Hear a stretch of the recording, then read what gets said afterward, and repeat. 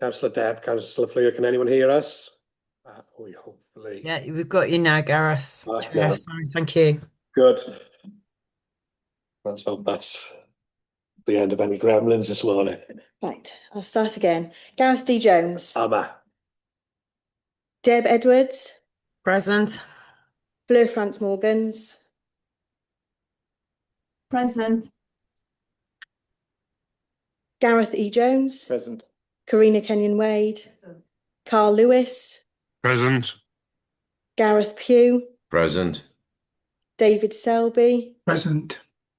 And then I have apologies from Councillor Adrian Jones, Sean Cox, Peter James, Ed Jones, Edwin Roderick, Jonathan Wilkinson and Hugh Williams. Thank you very much, Jade. Moving swiftly on. Item number 2, minutes of the previous meeting. To authorise the chair to sign the minutes of the meeting held on the 11th of June 2026. I'm looking, please, for a proposal and a seconder for accuracy. And thank you, Councillor Gareth. Thank you, Councillor Karina. I do see some hands up. Was that for the minutes? Or yeah. Thank you. Planning. Declarations of interest. To receive any declarations of interest from members relating to items to be considered on the agenda. Councillor Fleur, please. Hiya, yeah. Can I put a declaration of interest in for 4.5, please? I do know two of the objectors. Thank you, Councillor Fleur. I think we have pulled that item from the agenda today. But Thank you. Okay, thank you. No one else, I don't believe.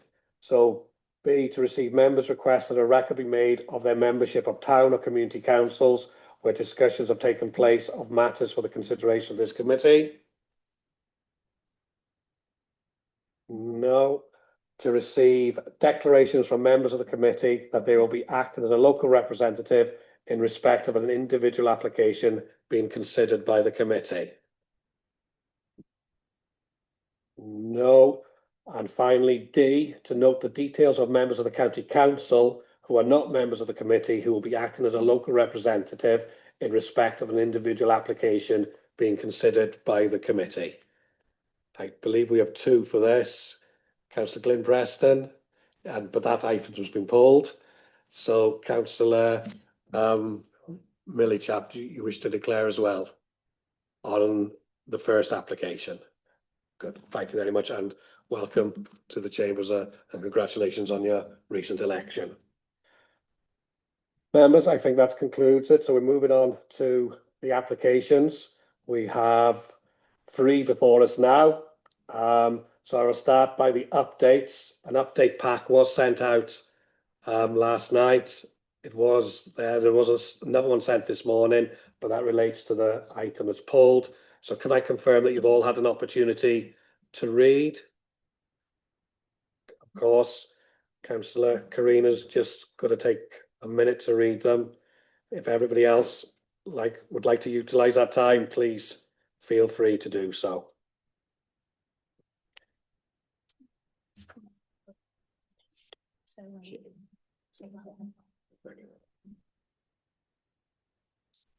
We are having a few hiccups this morning. The screens aren't working, so we'll try and sort that one. Just to keep things moving along, we do have a number of speakers for this application. We have a total of 6 speakers this morning in relation to the first application on our agenda.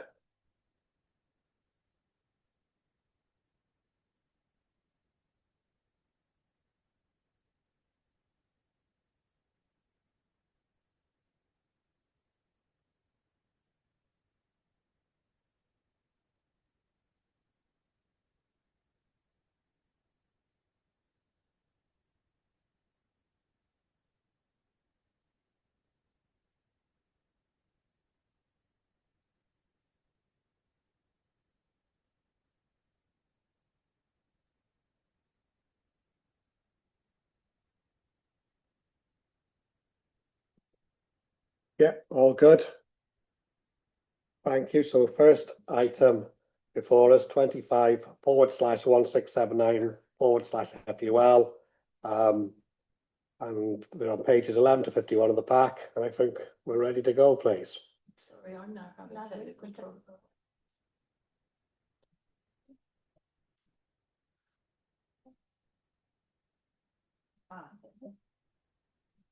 Okay.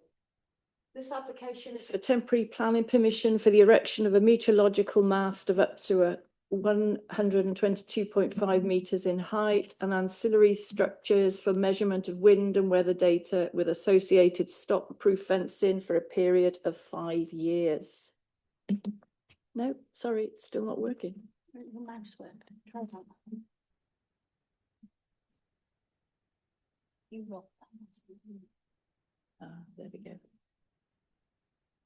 This slide shows the location of the proposed mast, as you can see by the red dot in, in the centre of the map. You can see Bilthwells to the north, which is approximately 16 kilometres. We've got Brecon to the south, which is approximately 10 kilometres.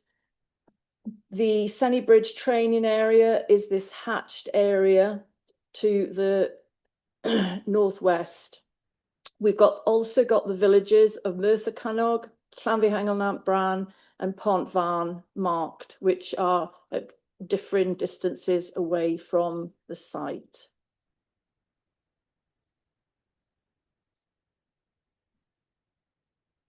This shows the site in more detail. As you can see, the site is located on agricultural land, which is outlined in blue. The orange land is common land. So it shows the scale of the mast and the positioning of the guy lines.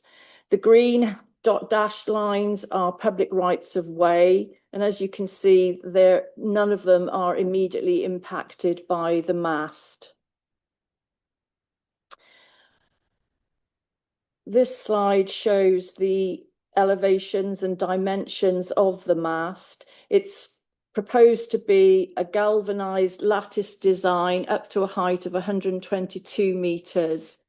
There will be 3 anchor points with guy lines at approximately 5 metres apart, and the anchor points are located approximately 60 metres from the mast.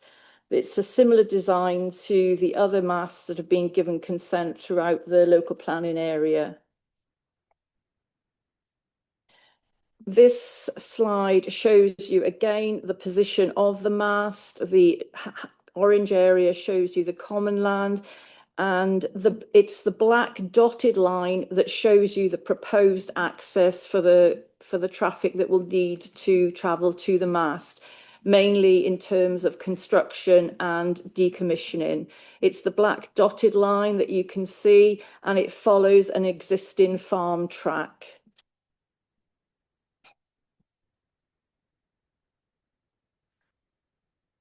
This slide shows constraints in the area. The pink area again is the common land. Blue hatched area shows hydrological areas. There are flood zones shown, but they're harder to see. They're the solid blue lines associated with the hydrological areas. The grey areas also show the slopes. So as you can see, the mast itself is on fairly level ground, and it gets steeper as you go further down into the valley.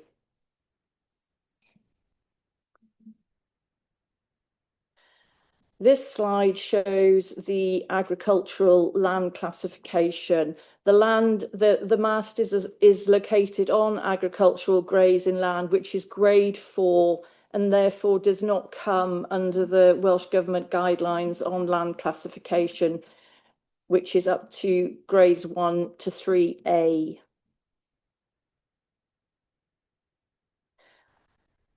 This slide shows peat measurements. The site is on agricultural land, and the peat located at the site is minimal, and it's shown that no greater depths of peat are impacted by the actual structure itself. You can see the green area, which denotes a greater area of peat depth.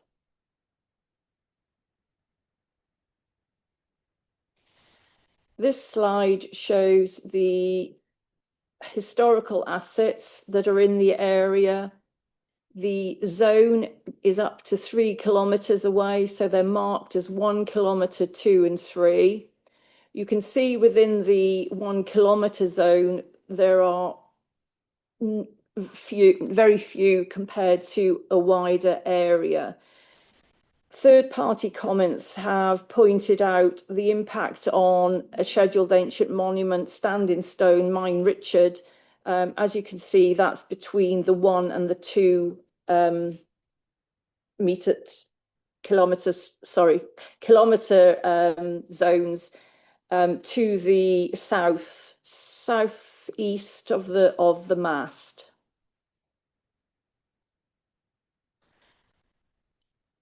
This slide here shows, as we've seen in previous applications, the zone of theoretical visibility.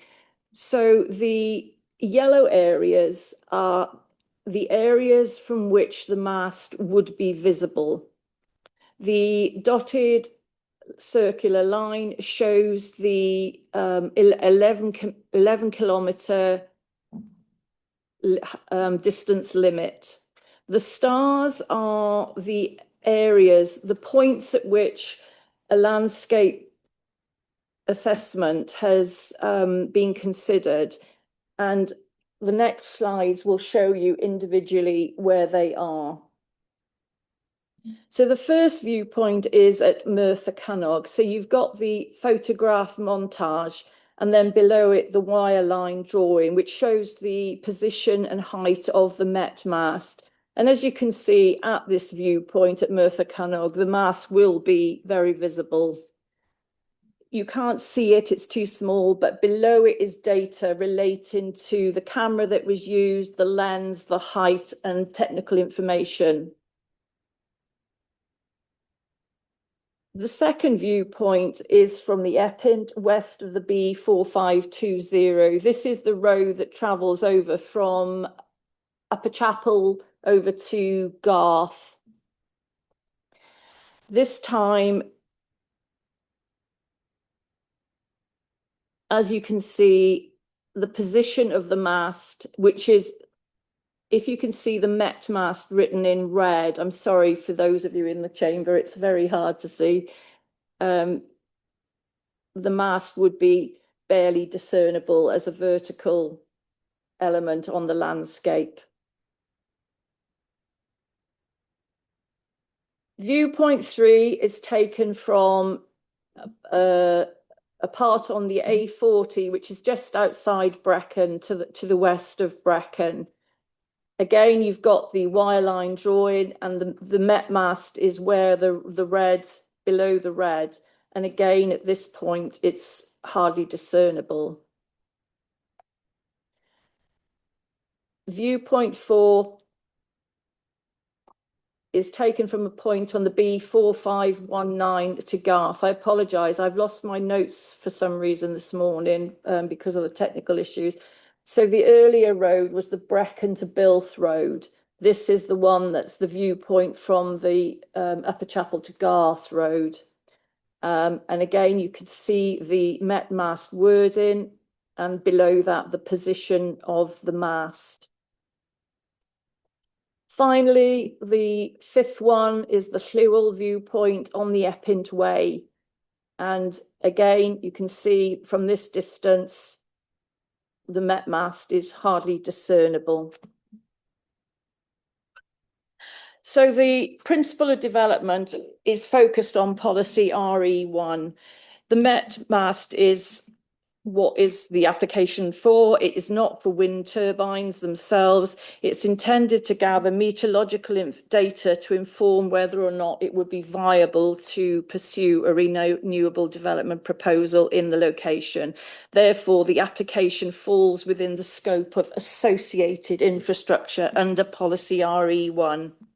The mast is temporary, and any impact and site materials from it will be taken away, and it is recommended that a condition be attached requiring that the land be reinstated and cleared. In terms of design and landscape, a landscape and visual technical statement was included within an environmental report. The development lies within the Iska Valley visual and sensory aspect area of land map and is evaluated as moderate. The area does not form a defined area of outstanding natural beauty, nor a national park, although the Banau Brycheiniog National Park lies approximately 7 kilometres to the south. Whilst it is acknowledged that the mast will be visible from a wide area by its very nature, NRW have been consulted on this and have concluded that the effects are unlikely to be significantly adverse as to be harmful to the landscape character, visual amenity, or the special qualities of the national park. Planning policy gives significant weight to the provision of renewable energy, and whilst this site doesn't form part of a pre-assessed area for wind farm development, national policy does not preclude development outside these pre-assessed areas. Third parties' comments have raised concern about the impact upon the landscape and the effect this may have on tourism. Whilst there is no evidence to support the claims that the mast would have a negative impact on tourism, the photo montages submitted show that the locations where the mast is visible, given the design and scale, the structure would not be overbearing in mass in the landscape. Banau Brycheiniog National Park were consulted as part of the application process and have objected to the proposal on the basis that the landscape impact has been inadequately assessed and that notable viewpoints from within the national park will be adversely impacted. In doing so, they quoted paragraph 639 of Planning Policy Wales saying the special qualities of designated areas should be given weight in the development planning and the development management process. Proposals in national parks and AONBs must be carefully assessed to ensure that their effects on those features which the designation is intended to protect are acceptable. That paragraph refers to developments within the national park and not development outside the national park. There are no buffer zones allowed in policy for such situations, and as such, each application must be considered on its own merits. However, given their objections, I measured, and even from Ptlrw itself, were the central areas of the beacons included in the assessment area, it would be 15 kilometres from the mast, and so visibility would be hardly discernible. And as Ptlrw is the highest point within the national park, the impact at that point would be minimal. As discussed previously as well, NRW's view was that due to the distance from the Brecon Beacons National Park, we advise that the landscape effects are unlikely to be significantly adverse as to be harmful to landscape character.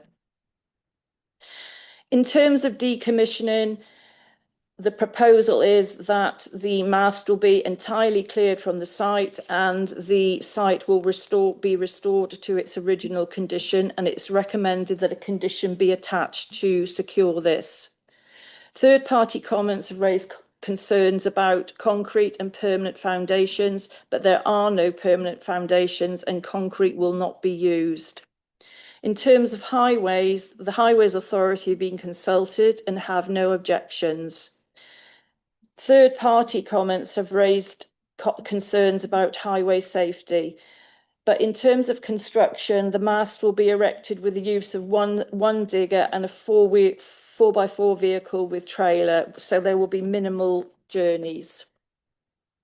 In terms of neighbour amenity, it is acknowledged that in the immediate area of the mast, it will be visible, but it's considered that the development is unlikely to have long-term unacceptable impacts upon the visual or other amenities enjoyed by occupiers in terms of what we usually consider under policy DM13. It's noted that concerns have been raised in relation to the aviation light. However, it's not considered that the use of low-intensity infrared aviation light as proposed would impact upon the amenity of nearby properties. In terms of ecology and biodiversity, there are no statutory or non-statutory sites within 500 metres of the site, but there are records of protected species. It is considered that there will be no impacts on priority and protected sites and habitats. And it is considered that the proposed mast does not impact any areas of deep peat as advised by NRW. There are a number of priority bird species within 2 kilometres, and this was raised by NRW, and in particular about the curlew. Additional information was submitted, and on this basis, NRW withdrew their objection. The Paris ecologist also assessed the proposals and is in agreement with the proposed measures. It is recommended that appropriate conditions be attached to ensure a nesting bird check is carried out by a suitably qualified ecologist prior to the start of construction, that markers are used on the guidelines, and that a lighting plan is submitted before the use of external lighting. In terms of biodiversity enhancement features, none have been proposed with this application, but given the scale and temporary nature of the development, it's acknowledged that there is minimal scope for beneficial enhancements to be included. The mast is situated within the River Wye SAC catchment, but the development has been screened in accordance with NRW's guidelines and can be screened out as a development that does not increase the volume and phosphorus concentration of wastewater. NRW have also stated that they are satisfied that there's unlikely to be a source of additional nutrients and a pathway for impacts. Third-party comments have been raised about ecology and biodiversity, but as this application has been considered by NRW and PCC ecologists, and they have no objections, it is considered that the application is acceptable. As said earlier, there are public rights in the general vicinity of the proposed site, but none of these will be directly impacted upon the mast by the mast itself. Concerns have been raised about impact upon aviation and the proximity of centre. The Ministry of Defence have been consulted, however, and have no objections subject to the inclusion of the general conditions that have been applied to previous masts. As we saw on the slide, there are a number of scheduled ancient monuments within the vicinity of the development, and as such, Cadw and Heneb have been consulted. Neither Cadw or Heneb have any objections, in particular to the setting of the Mine Richard stand in stone. The site is within a minerals safeguarding area for sandstone category 2, but as the development is not permanent in nature and it takes a very limited land area, it's not considered that it would prejudice the future winning of minerals, and therefore is in accordance with policy. Finally, many third-party comments have been made, and these have been covered above. But beyond that, many of the comments included concerns about wind farm proposal, but as we said at the beginning, it's not an application for a wind farm. This is an application for a Met mast, and as such must be determined on that basis. And other objections to any wind farm proposal. So in light of this, Chairman, our recommendation is approval. Thank you. Yeah, thank you, Catherine. Very comprehensive report. As mentioned previously, we have a number of speakers with us this morning. First speaker I'd like to call upon, please, Councillor Millie chap, if you could please come up to the seat here. You have 5 minutes in which to address the committee. The time's yours, sir, when you are ready.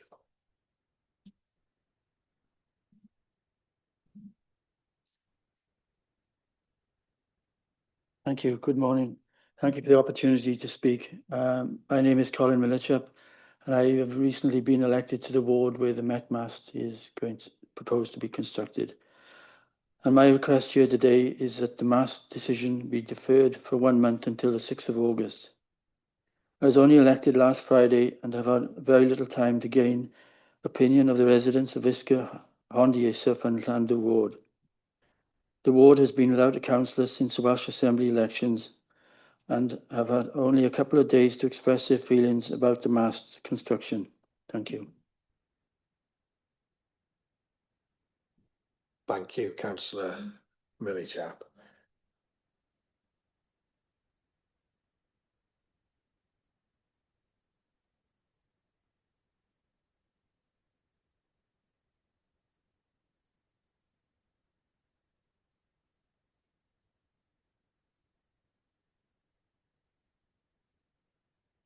Thank you, Councillor Millichap. Just speaking and just confirming what we're thinking up here. We're going to let everyone speak and we're going to come to the members then, and we will see the application out and it'll take its natural course. So thank you for that. Next speaker, please, Professor Carla Edgley. If you could come up. You also have 5 minutes, and I'd like to remind all speakers to please, for no repetition, and to address the committee purely on planning matters and policy. Professor Edgley, your time's yours whenever you're ready. Can I ask you to sit, please, so that the microphone can be picked up clearly? Diolch. Right. Chair, members, thank you for the chance to speak today. Is the evidence in front of you reliable and complete enough to decide the application today? Or are there matters so serious and unresolved that a reasonable decision cannot yet be made safely? That is the only question that I am here to ask today.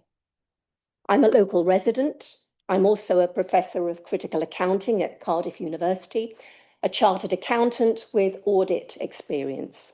My research is on materiality and how we decide whether information is reliable enough for reaching important decisions. Let me be absolutely clear that I support renewable energy, provided due process is observed in the public interest. The application today is about a mast, not a wind farm, and no one is under that illusion. I have 4 concerns. First, the rigour of the evidence base. Second, serious gaps in the information. Third, the National Park's unresolved objection. And fourth, forward-looking accountability. First, rigour. Early applicant documents contained errors, and 2 basic facts about the mast, how tall and where it is, were wrong to begin with. A 2025 November cover letter placed the mast about 8.2 kilometres southwest of Senny Bridge, and a revised June 26 letter stated 8.2 kilometres northeast, the opposite direction. Even after correction, that affects the confidence you place on far less visible data buried in documents. Where a mast enables a major infrastructure project, the bar for information quality should surely be at its highest, as a duty of care is owed to the community and future generations. Second, the gaps. Members of this community, engineers, lawyers, accountants, biodiversity specialists and ornithologists have carried out a very thorough review of documentation. Their intention is to assist the committee by checking information and identifying risks and unresolved issues. Over 100 pages of detailed findings have been submitted in a January report and a June addendum. What you have in the committee report, though, is a summary list of the points. Now, how information is summarised with the best of intentions shapes what becomes visible to you, but also what does not. And that includes outstanding issues. Take one illustration. On bird collision risk, the applicant offers mitigation, but underlying evidence about the risk is to follow and has not yet been sufficiently evaluated. You're being asked to make a decision without being shown what is missing. And a gap in the evidence is an unassessed risk. Third, the national park. The national park has objected on landscape and visual grounds. Natural Resources Wales takes a different view. Now, a landscape impact may not be measurable at a specific distance from a park boundary, but it remains a qualitative material concern. Powys County Council has a duty to regard the expertise of the park here, and this is still an outstanding material consideration. Fourth, accountability. This mast application must, of course, be considered in its own right, but the applicants themselves describe it as enabling infrastructure. Therefore, members today are accountable for the decision on this mast and also the quality of the evidence base, where accountability is genuinely long-term. But deficiencies run through the evidence to the point of pervasive uncertainty. And in my opinion, a reliable decision cannot yet be reached until the outstanding matters are addressed. You've been advised conditions can deal with these matters. Certain risks would then require the evidence to arrive after the decision is made. In audit processes, no opinion is signed on a promise of evidence to follow. And what about risks not yet identified? No condition can be written for those. I'm asking you to consider deferring a decision until objections are answered and gaps are addressed, and only if they cannot be to then refuse. Thank you.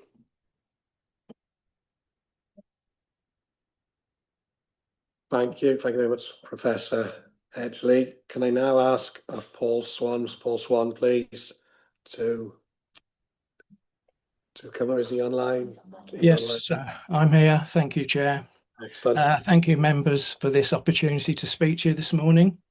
My name is Paul Swan. I'm retired from a career that included roles in local government planning, commissioning and contracting.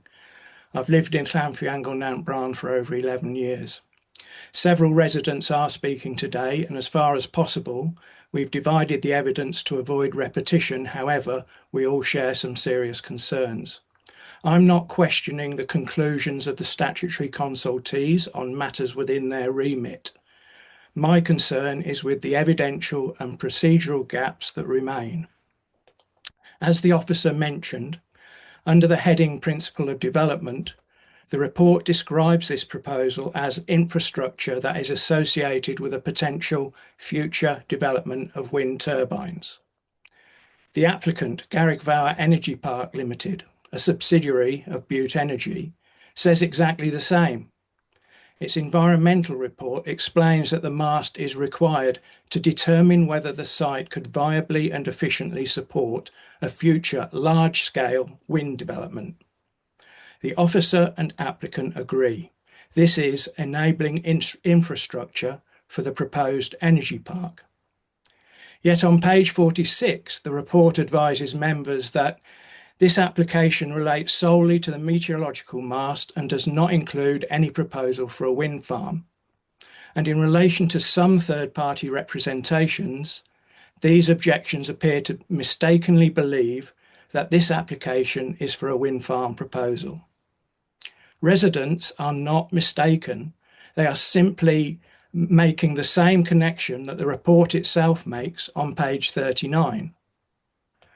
The report's own schedule of representations records concerns about curlew, collision risk, insufficient and inaccurate evidence, and the detail of decommissioning and restoration. These are not objections to a wind farm, they are planning objections to this application. Nor does the report engage at all with the two substantial community submissions on file, 64 pages and 55 pages respectively, which examined this proposal against planning policy in detail. Recording an objection is not the same as answering it. I would simply ask members to read the objection documents themselves, because the report's summary is not an accurate reflection of what residents have actually said. I am concerned that two matters in particular remain unresolved. Firstly, the ornithological evidence. In January, the Council's own ecologist lodged a holding objection requiring submission and approval of a revised curlew and wider ornithological assessment before the application was determined. That objection was withdrawn in March on the basis of a single letter from the applicant's consultant. Then, in June, a local volunteer with over 20 years of standardised breeding bird survey data for this hillside submitted a substantial data set, evidence that did not exist when the ecologist withdrew his objection. No council ecologist has reviewed that evidence because the post was vacant before this report was prepared. You are therefore being asked to approve the application on the basis of an opinion that predates the best evidence now available, with no planning ecologist in post to assess and weigh it. Secondly, the National Park Authority restated its objection on the 23rd of June. This site lies outside the park, but the park sits within the assessment's own study area, and the authority calls that assessment's conclusions flawed. It understates the park's sensitivity and contains not a single viewpoint representing the park's recreational visitors. The report's confidence about landscape and tourism rests on that same assessment. Members should weigh that confidence against the National Parks Authority's maintained objection. NRW raises no objection, but the absence of an objection is not positive evidence that an impact has been assessed and found acceptable. None of the consultees has reviewed the independent ecological evidence to which I have referred. I ask you to refuse this application or defer it until the ecological evidence has been independently reviewed and the landscape objection has been properly addressed. Neither of these deficiencies can be resolved by condition, because a condition cannot provide an assessment that ought to have been completed before determination. Improving the application today would not reflect the material before you. Thank you. Thank you. Thank you, Mr. Paul Swan. Next speaker, please, Mr. Dilwyn Shears, who I believe also is online. Can you hear me, Mr. Shears? I can, yes. And can you hear and see me? Yes, I can. Yes, we can. Excellent. You also have 5 minutes, and the time is yours when you are ready. Thank you. Thank you. Chair, members, thank you for this opportunity to speak. My name is Dilwyn Shears. I live between Ptlrw and Merthyr Connog, and the proposed mast would be visible from the edge of my property. I want to make 3 points. 1, the environmental report contains material, factual inaccuracies. 2, the assessment of visual impact is selective and underestimates visual harm. 3, the recommendation for conditional consent relies on inconsistent reasoning about the mast's wider planning context and is overly dismissive of visual impact. So first, the environmental report contains material, factual inaccuracies. In describing the site context, paragraph 1.213 states that the nearest residential properties to the proposed Met mast are over 1.5 kilometres away. That is incorrect. 8 residential properties are within that distance and around 20 residencies are within 2 kilometres of the proposed mast. The report also misstates the distance of Llanfihangel Nant Bran from the mast. These are not minor errors. They affect the committee's understanding of local visual exposure and give the misleading impression that the mast is remote from residents, when in reality nearby homes would experience its visual presence on a daily basis. Second, the assessment of visual impact is selective. The joint submission and community representation response and the response from Banau Brycheiniog National Park Authority both identify shortcomings in the visual assessment. I will not repeat those arguments here, but I will draw on an example that reinforces the National Park Authority's statement that conclusions within the environmental report are flawed and underrepresent impacts. Appendix 8.1 assesses effects on historic assets within 3 kilometres of the proposed mast site. CADU has raised no objection on heritage grounds, and I do not challenge that. My point is about method. A local example is the scheduled monument of Cornervan Camp, from which the mast would be clearly visible when looking northwest from the hill fort. The environmental report nevertheless concludes that there would be no impact on asset significance because it gives greater weight to views to the east and south as they overlook local rivers. That judgment is unconvincing. It does not provide a sound basis for assuming that the view across the earthworks towards the mast is inherently less important than views in other directions, and suggests a selective weighting of evidence that downplays visual harm. Third, the committee report relies on inconsistent reasoning about the mast's wider planning context and is overly dismissive of visual impact. The environmental and committee reports state that the visual effects would be time limited because the mast would be removed after 5 years. This treats the mast as a temporary structure with no wider planning context. This point is emphasised in the committee report, which states that concerns about any potential future wind farm are not a consideration for this planning application because the proposal relates solely to the meteorological mast. Yet the same report states that the mast would collect wind and meteorological data to inform a potential future wind energy development, and that it falls within associated infrastructure for a possible wind energy scheme. The justification for conditional consent also relies heavily on the mast's role in facilitating renewable energy development, claiming this outweighs landscape and visual impacts. This reasoning is inconsistent and selective. The renewable energy context is treated as relevant when it supports approval, but out of scope when legitimate concerns are raised that visual and landscape impacts will extend beyond the lifetime of the mast. If the wider planning context is used to justify consent, it should also be used to recognise that visual and landscape effects will not, in practical terms, be temporary. In summary, the assessment before the committee rests on factual inaccuracies, weak methodology, and inconsistent reasoning. Visual impact has been materially underestimated. Approval on the current evidence would risk being based on the incomplete and unbalanced assessment because members cannot be confident that it is accurate, complete, or fairly balanced. For these reasons, I respectfully ask the committee not to grant conditional consent today, but to defer the application until these deficiencies have been properly addressed. Thank you. Thank you, Mr. Shears. Our next speaker, please, who again is online, Veronica Wilson. Thank you.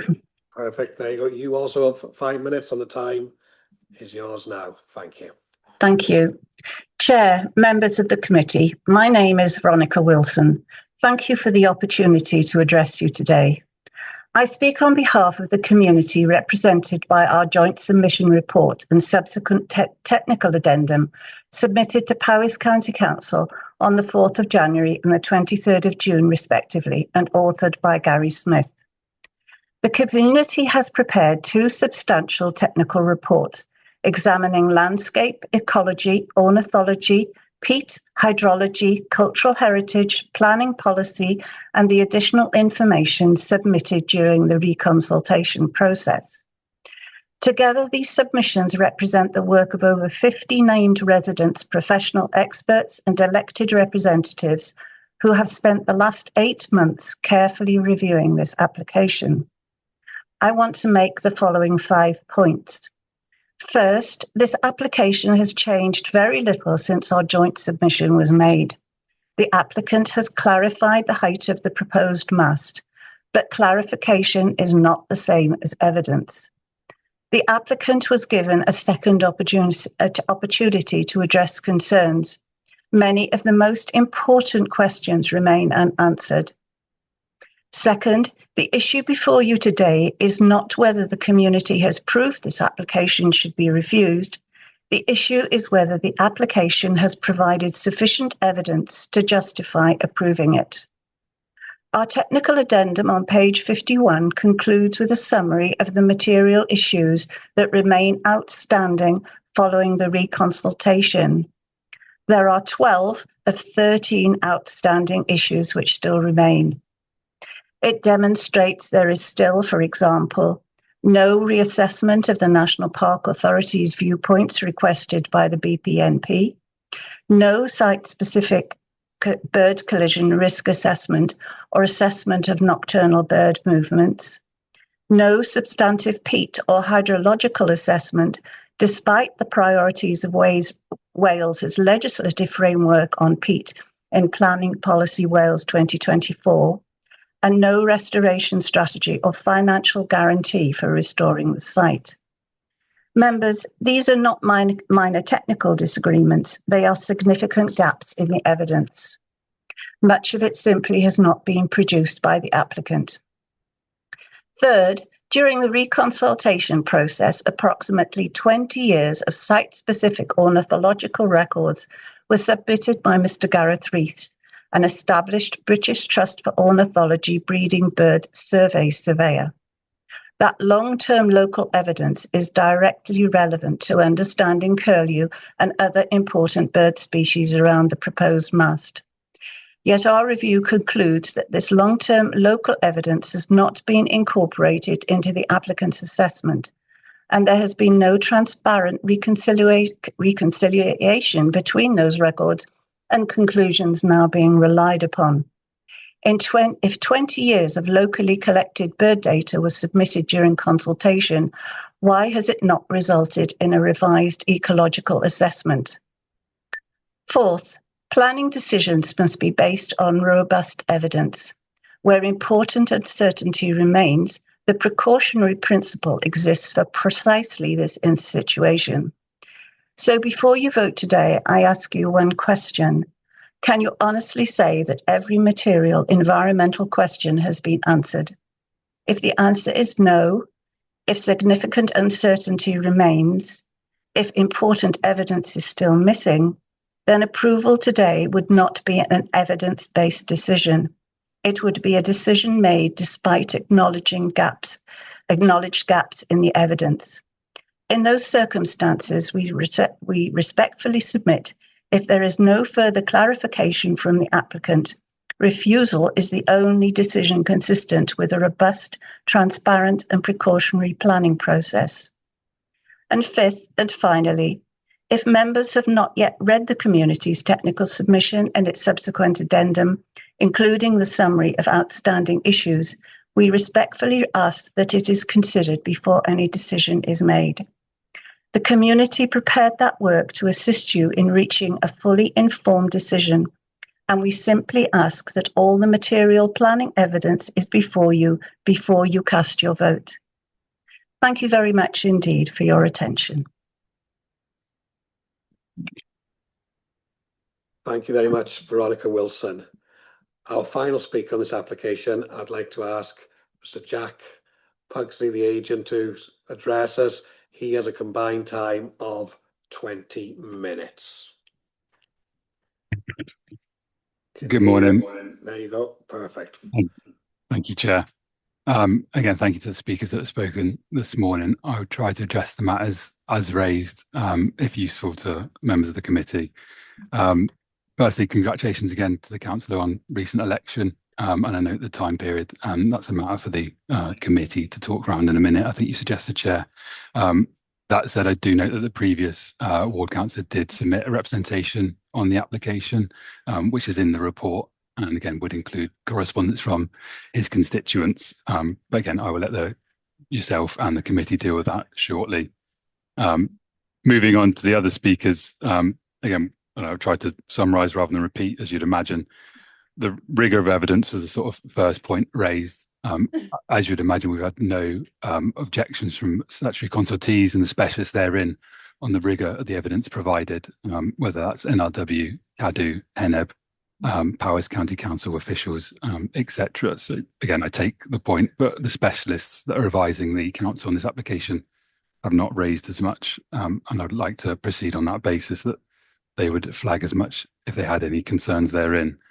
The gaps in information noted around birds specifically, that was again raised by our submission in January of this year following an initial correspondence from NRW on the same. NRW have then come back to advise they have no further concerns in relation to birds following the submission of that information. So that's acceptable. So again, I would surmise that no gap in evidence, whether that be survey or assessment of effects, is part of this application. And again, when I say NRW, sorry, I refer both to ecologists at NRW and at Powys County Council.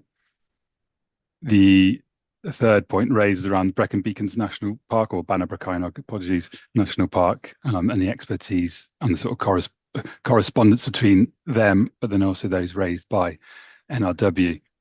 If I would come to the committee report, I note that again, in the officer's summary of advice, and as she noted earlier, the expert advice is afforded significant weight, and that is the expert advice from NRW, who in their role as specialist advisor to Powys County Council and the Welsh Government cover landscape matters in this way. Again, just to summarise again, NRW advised the landscape effects are unlikely to be significantly adverse so as to harm its character or special qualities. That's a direct lift from the committee, other officers' committee report. And again, the forward-looking aspect in terms of, again, this application is determined on its own merits. It is for a meteorological mast, not for wind turbines. It is enabling development when reading the policy associated with wind turbines. But in terms of decision-making, it's just for meteorological mast. Any wind turbines would be subject to a future application, which would either be determined by the council or by the Welsh Government under their powers that they have for projects like that. Moving on, again, I think to Mr. Paul Swan, again, as he suggests and I've alluded to, not questioning statutory consultees and their advice therein, then moved on to enabling infrastructure that I won't cover off. Again, he raised his concerns around the ornithological, so that's the birds information that was submitted. Again, he's quite right in that initially concern was raised by Powys County Council ecologists and by NRW and their specialists on ornithology, but they were resolved by that submission of January this year. Again, and even then conditions have been attached to include the mitigation to, again, mitigate any effects should they occur. I know the third party information, but again, NRW have assessed the application before them from the applicant. And Mr. Swan then covered off matters relating again to Banner-Brocainog National Park's concerns and the flawed assessment. Again, that's as per the discussion I've just had. NRW's views on the matter as special advisor to you are quite clear. Mr. Shears then talked to the inaccurate report without bringing the report up in front of me. I'll take him at his word. But again, the officer's report or the officer's report to committee today does talk to, again, impacts. Again, this is visual. I find the page. Visual impact, which is titled neighbour amenity within the report, and the officer summarises that the development is unlikely to have any long-term unacceptable impacts upon the visual or other amenities enjoyed by occupiers of any residential properties in the vicinity in accordance with policies RE1 and DM13, and notes that the nearest property is 865 metres to the east. Again, just some context in terms of Mr. Shears's comment there. There are further concerns around landscape impacts and visual amenity, which again have been covered off by myself and the officer previously around matters raised by NRW. And the conditional consent talked to is common, again, with another applications, as the officer mentioned at the start, that have been approved by the council in the authority area recently. So within the last 2 years, conditional consent is acceptable. And Mrs. Wilson then again touched upon the sufficient evidence to approve the application, highlighting matters around ornithology, peat, landscape and restoration. I won't repeat the matters on ornithology. I've covered them already, I believe. In terms of peat, again, as I think as the officer did cover off, as I find the relevant point within the report.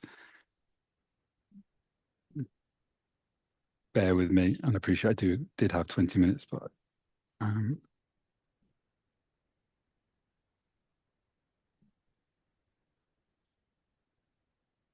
It states that the proposed mat is on semi-improved pasture, so that's agricultural land, and does not impact any areas of deep peat.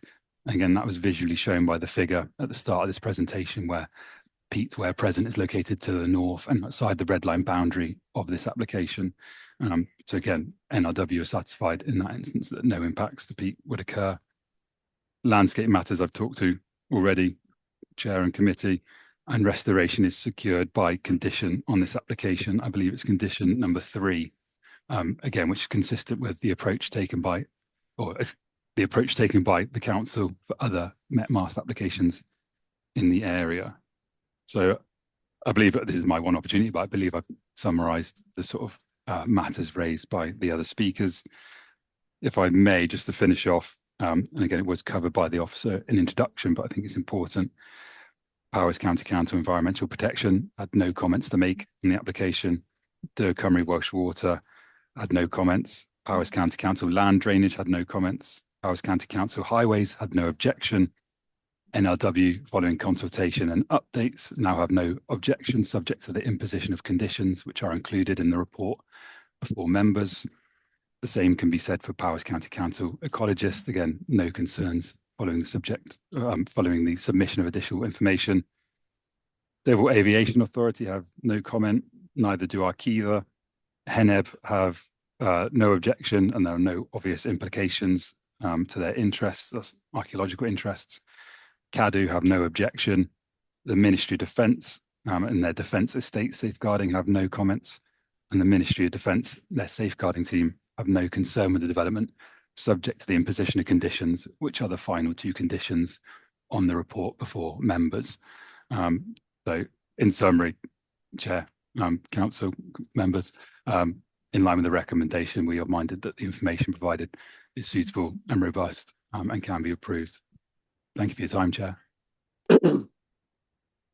Thank you for your address there, Mr. Pugsley. Right, members, that concludes our speakers for this application.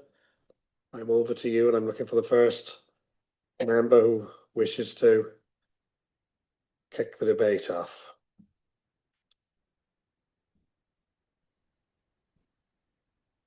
Councillor Gareth Jones, followed by Councillor Deborah, please. Thank you, Chair, and can I thank the speakers for the very informed information they provided. Just could I ask for a couple of points of clarification from officers? One or two of the speakers mentioned the submission that came in June last month around the updated ecological evidence around the nesting and birds. Could they provide us any information of how that's been accounted for and being considered? The second one, similar, again, there's been a submission by the local residents. Sounds like it's a very detailed submission. Obviously, that's not part of our perhaps today. I'm just wondering, could Gemma or the officer please provide us some detail of what they've taken account of that submission? Thank you. Thank you, Gareth. Catherine? Thank you. Thank you. The submission was very long, very detailed, but mostly covered matters which the statutory consultees have covered, and we are satisfied as officers that all matters have been sufficiently assessed and commented on by the statutory consultees. With reference to the 20-year bird study, our ecologist was consulted on that, and hopefully, Jack, you can make comments now. Please. Thank you, Chair. Yeah, I did have a read through the objection. It was quite detailed. There was given a 1 kilometre 4 grid reference, which could be records outside of the development site area, and so I was happy with that. The information that's been submitted and mitigation measures that have been proposed with this, which are industry standard mitigation measures for a development of this type. So I am satisfied that it wasn't any further concerns with that information that was submitted. Thank you. Councillor Gareth? No, happy with those replies, Chair. Thank you very much. Councillor Deb, please. Thank you, Chair. I just want to go back to the newly elected local members' request for deferring this to another meeting. Is that possible? Because I do understand it was the original members for the area that sent in the. Sorry. Councillor Deb, this is up for the committee to decide. For that, I would need a proposal and a seconder. I think a lot of the information has been provided for us today. Yes, it's unfortunate that the ward was without a councillor, but there was a councillor in the neighbouring ward who was taken on the responsibility and has submitted a very comprehensive call-in request. And it's up for us to determine whether the newly elected councillor is going to have a huge impact on this application if he is given time. What further can he add to it? But that's up to yourself, Rachel, please. Thank you, Chair. In terms of that question, Councillor Deb, the protocol does touch on it when a councillor is elected following by-election. They are notified of the call-in request and can either confirm or withdraw. The protocol also does deal with deferrals, but if members are minded to go that way, they are advised that the reasons need to be justified and clearly articulated before the decision is made. Thank you, Chair. Councillor Deb? Thank you, Chair. So what are your, can I push you a little further? What are your thoughts in relation to? I'd like to ask for it to be deferred so the new member for that ward can get up to speed and be able to speak to the objectors and those that are for.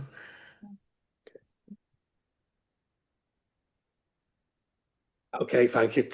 Gemma, would you like to just at that point for the members, just so that they're clear within their own minds of what would happen if that happened? Thanks, thank you, Councillor Deb. Yeah, just to clarify, the protocol does say if this application was to be put before members again within 6 months, which it likely would be, as we have had the public speaking today, there would be no further public speaking at the next committee. So just to clarify, that would be the procedure, that when it comes back, we've already heard the public speakers today. So there'd be no further opportunity.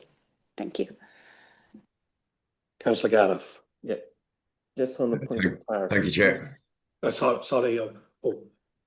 Sorry, Councillor Gareth Jones has indicated first, and then I'll come to Councillor Gareth Pugh. Yeah. And then Sorry, too many Gareths. Yeah. Yes. Just a point of clarity on that point that Gemma's just made. Would that include that the local member would not be allowed to speak if it came back to us, or would the newly elected member be allowed to speak at that point?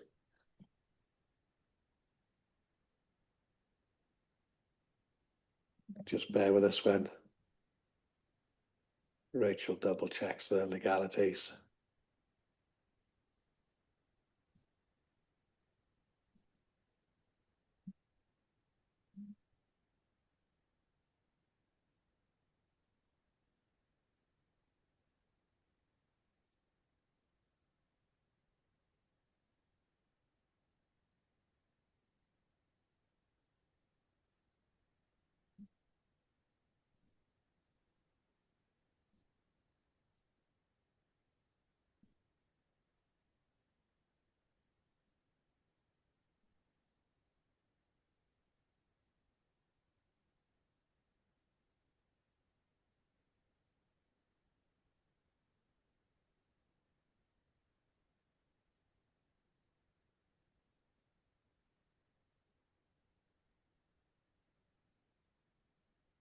Yeah.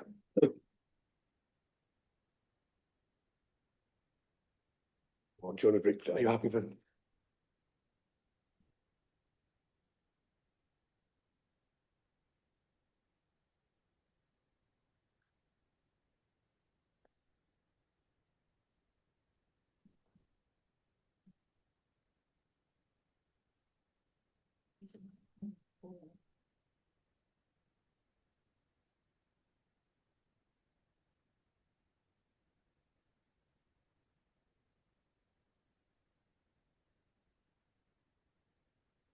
So, for clarity, in this situation, there would only be a way that the newly elected member would write a statement, and that would be read out to the committee, but would not be able to address the committee in person. So that's for members to consider. I'll come to Councillor Gareth Pugh and then Councillor David Selby, please. Thank you, Chair. Yeah, at planning, obviously, we hear a lot of objectors and one thing or another, but today I think we've heard some very educated objections by some very professional people who have done a lot of homework. We've heard far too often today inconsistent, we've heard flawed, inaccurate, outstanding issues. I think it would only be fair, right, and proper to go for a deferral on this today. Thank you, Chair.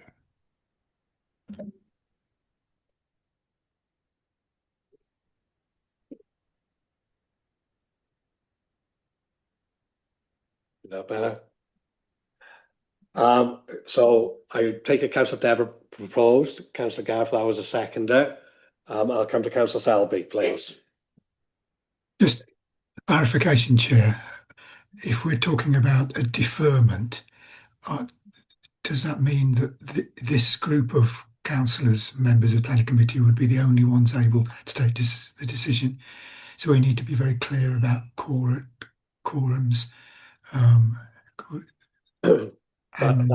That has been confirmed by Rachel, yes, Councillor Selby, that the councillors present this morning will be the only ones to determine the application when it comes back to the committee, and that there would be no public speakers for clarity, and that the newly elected councillor would be able to prepare a statement that would be read out by our legal officer here. So we need to be clear that. Sorry. Just be in the update report. Comments we've received. It's writing only. I think I'll allow it to be read out. Yes, yeah, it'll be. I think it can be read out. We can. Yeah. So the only new information that we would gather by going down this process is a written statement from the new councillor. No other information available.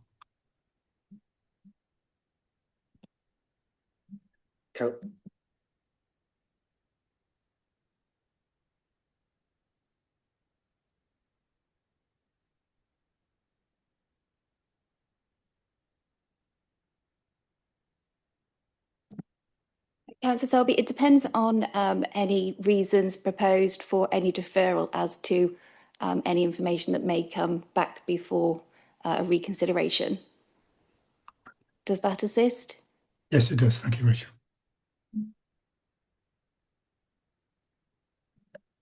Members, I'm in. Councillor Carl Lewis, please. Thank you, Chair.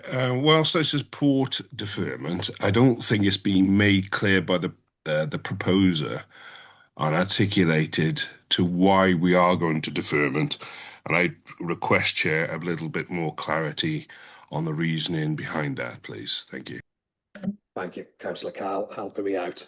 So, Councillor Deb, are you willing to enlarge on the reasons for the deferment, please, so that it can be clearly articulated?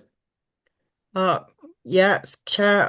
In my view, to allow the new local member to get up to speed and maybe address some of the issues that have been raised by the objectors in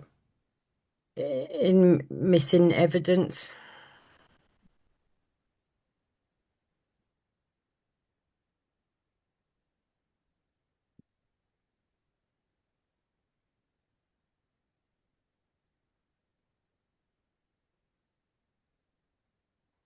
Hi, Councillor Deb. Sorry, I'm just going to jump in there, possible. Could I ask for a bit more detail? Obviously, the officer's report before you has got a number of statutory consultees, all of which have predominantly raised no objection.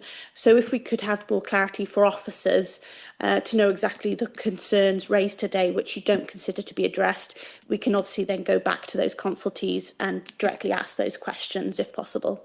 Thank you. Yeah, I think one was the national park, and I can't remember. Yeah, sorry. My blank. Councillor Gareth, your hand is up. Yeah, thank you, Chair. I think if we are going to defer, I would expect to have some written clarification from officers around the points made by the speakers this morning that aren't included in that. You know, whether that could be done, I don't know. Personally, I don't think we should defer. I think personally, I've got enough information to make my decision on this application. But if we were to defer, I think we need to that further information or responses.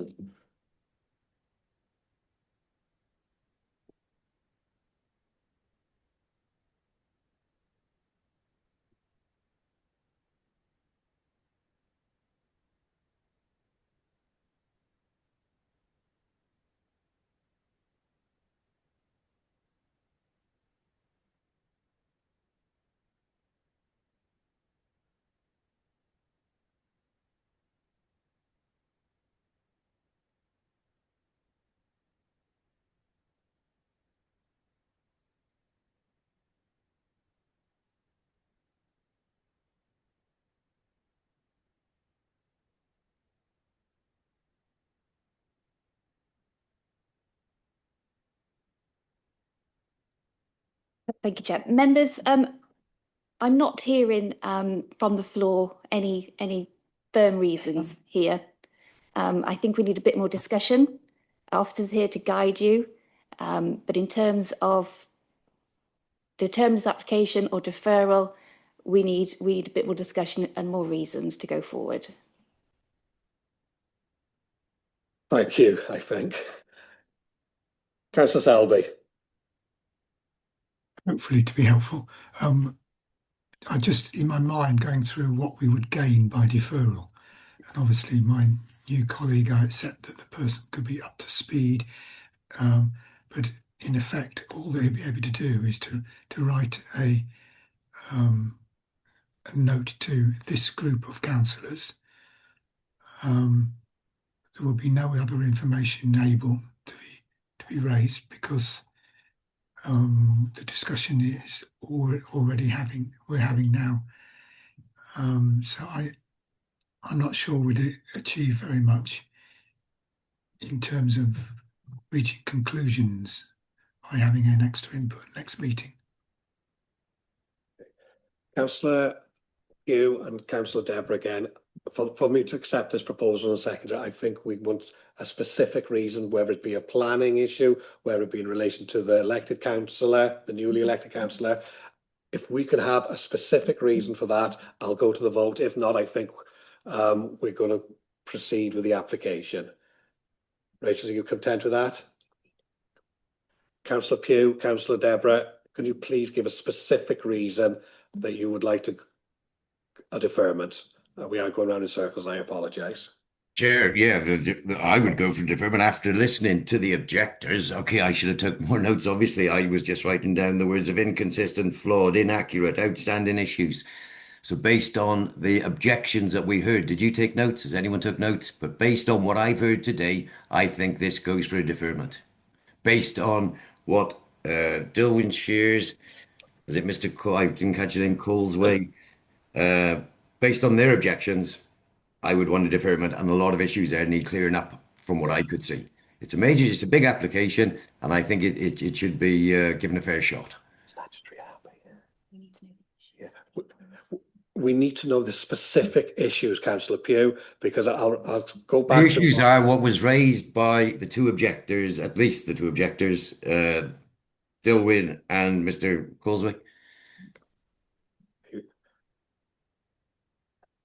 But okay, I'm really struggling with this because I know I should have wrote down a bit more. None of the statutory consultees have got an objection, and where we've got objectors objecting and objecting, none of the statutory consultees did. So I am struggling unless we have a specific reason on a specific planning policy as to why this is deferred. I'm struggling to accept it.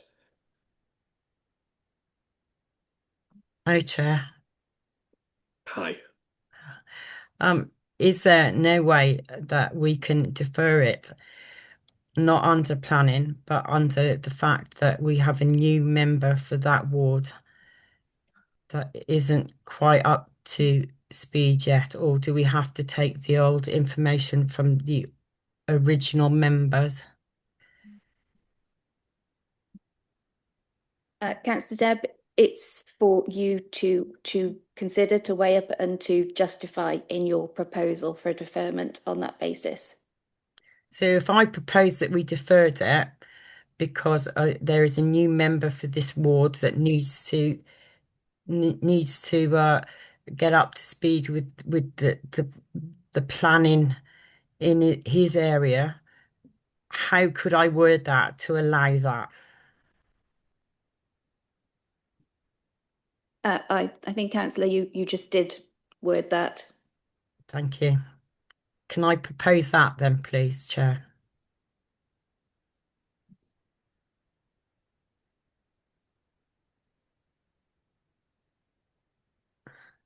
Okay, if you could propose it like that, Deb, I'll accept it, and I know Councillor Pugh will, and then I'll look for an amendment, and then we'll go to the vote. So just reword that again, not reword it, repeat that again, please. If I can, my memory isn't that good, Chair. Can we please defer this planning application so that the newly elected local member can be able to get up to speed and be able to represent the people of his ward over this planning application in writing at the next to which planning committee meeting it may be deferred to. Thank you, Councillor Deb. Councillor Pugh, you happy to second that? Yeah, thanks, Chair. Yeah, I'll second that. Thank you. And we have a proposal and a second. Is there any amendments? Just one, Chair. Could we add to that we have clarification around the locality of the closest property to the proposed sites? Because when Mr. Hughes spoke, he said there was 8 properties within 1.5 kilometres. I think I would hope, Councillor Gareth, that the new member will address that. I've had a proposal seconder. There's no amendments. Can we go to the vote, please, on that? It should be in your chat box shortly.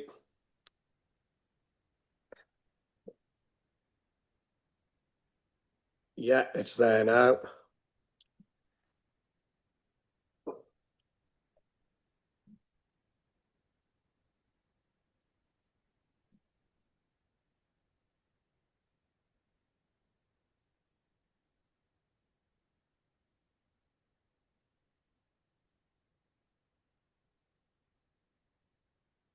Has everyone had an opportunity to vote? If so, I will close the vote.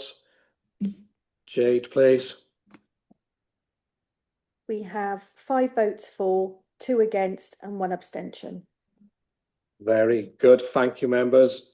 So it's been proposed and is voted on that we defer this application to allow the newly elected member an opportunity to work with his community and come back and present a statement to us. So, members, would you like a short break or are you happy to carry on? Short break. It is now 11:25. We'll reconvene at 25:02, please. 10-minute short break. And thank you to all the speakers who've given up their time this morning.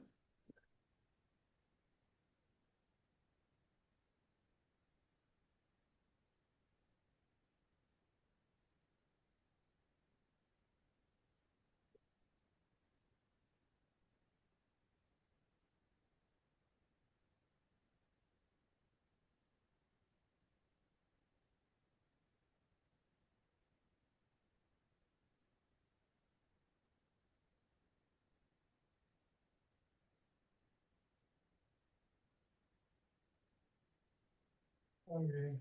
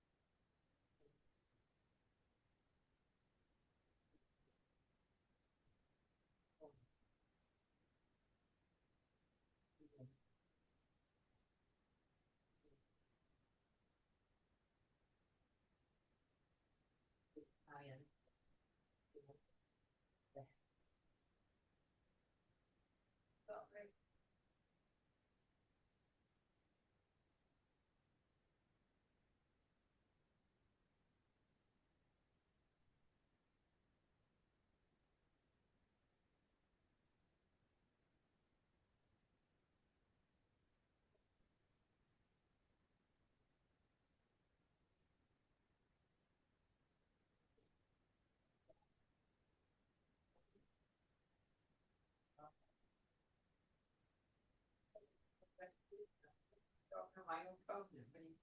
didn't see all that.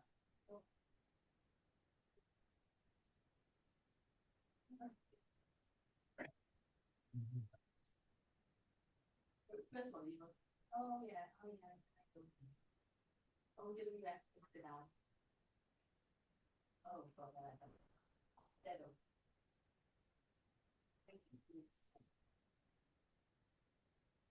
Yes. Yeah, you found it. What's the most? I must be. Oh, after the MOT, that's not bad.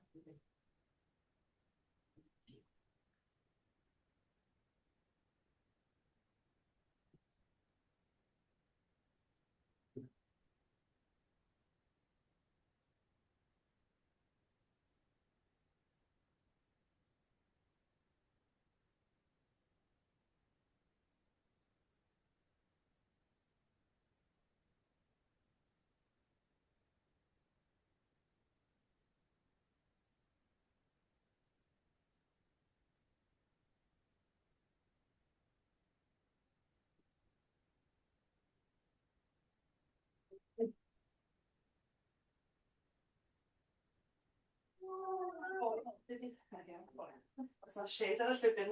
Wel, di pa. Waeth i fynd yn fuan neu mynd i'n mynd. Ie. Waeth i mewn hwn yn y car pryd ti'n Yeah, the big surprise. The big surprise. I love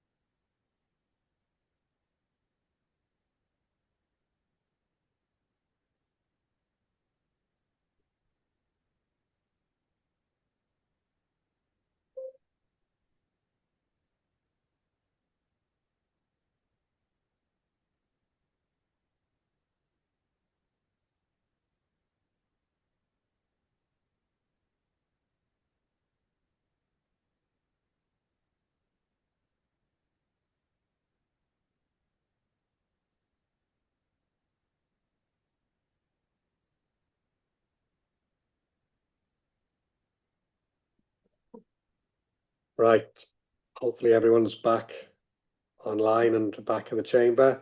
So just to confirm, Jade, could you do a roll call again, please? Councillor Gareth D. Jones. Councillor Deb Edwards. Present. Councillor Fleur France Morgans. Present. Councillor Gareth E. Jones. Councillor Karina Kenyon Wade. Councillor Carl Lewis. Present. Councillor Gareth Pugh. Present. And Councillor David Selby. Present. Yeah, thank you very much. Moving on to our next application this morning. Land east of Garman now with Ptlrw Rhaeadr. I'd like to welcome Aled Williams, presenting to us for the first time. So, Aled, the floor is yours and to take us through to your recommendation. Amazing. Thank you. Thank you, Chair. So this is for application P-26-029-FUL. It's for the siting of 2 holiday units, the erection of a games room, extension of access tracks, sewage treatment plant, and all associated works at the land east of Garman now with Ptlrw Rhaeadr LD6 5LW. Moving on to the aerial location image, the yellow star indicates the location site for the proposed development. The development is within a field and has planning consent for 2 holiday units at the site, along with an access track, drainage field, treatment plant, and a bund with a hedgerow atop to help mitigate potential privacy issues. This was approved under planning reference 251443-full. The closest neighbouring dwellings, as seen on here, are located approximately 92 metres from the previously approved bund, which will be 1 metre high with a hedgerow on top. Well, that's what I thought, because I said to Gemma yesterday and she said, no, Hello. you speak first. It's Kath. Catherine, I think, can you hear us? Could you mute your, there you go.